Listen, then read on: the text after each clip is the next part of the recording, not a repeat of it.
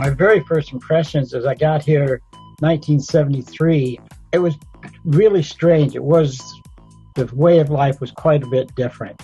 But it didn't take long. I just wanted to stay here. I think my earliest memory is a young American sailor coming to our house and me and my siblings staring at him, listening to his every little joke because he seemed terribly funny. It was a very lovely experience just hearing someone talk with an American accent and wearing his uniform. He was rather exotic to us. We must have freaked him out, really. Staring at so he was something from Mars. I was on the ferry. It was a beautiful, calm June night. There was a black American on the midnight ferry and he began to sing Old Man River. And I'd never heard anything like it. And I still put shivers up me when I hear it. It was wonderful. And there'd been plenty of encounters with Americans before that. People in my class, people that I had been friendly with, but that's the one that stands out most poignantly as something that riveted me. Whereas with the others, the people I became friendly with because they were nice people, not because they were Americans. They just kind of fitted into the framework of life, and there were Americans I didn't like, and there were Americans I did like, but there were Scottish kids I didn't like and Scottish kids I did like. I never really saw them as distinctly different.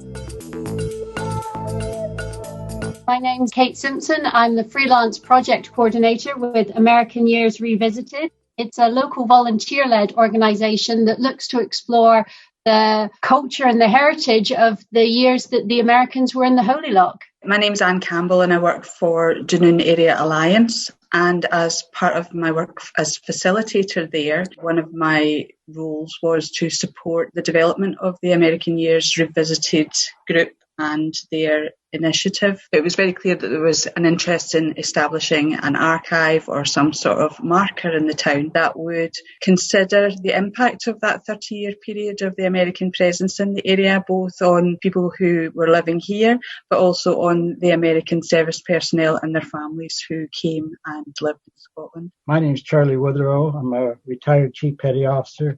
I was brought up in a wee coal mining town in northern Pennsylvania, and in 1966, I signed up for the Navy. I did 4 years in Norfolk, Virginia, then a couple years at submarine base Groton, Connecticut, and then I did 14 of my 20 years here in the Holy Loch.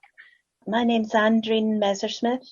I was born and brought up in Dunoon. My teenage years were very different because of the arrival of the American base.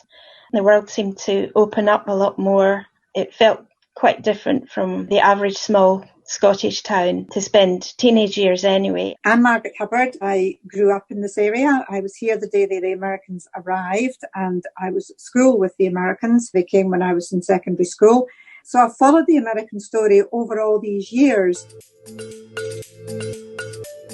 I wrote a book about the presence of the American base and tried to capture some of the memories. And I'm very pleased to be part of the little group trying to bring about something memorable and ongoing for the 30 years that the base was here.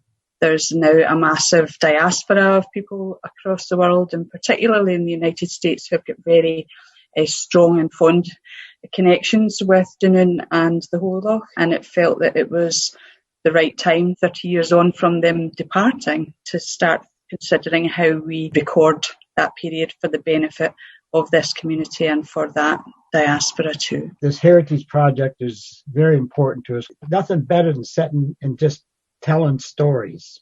Absolute talk a load of rubbish, but it's great.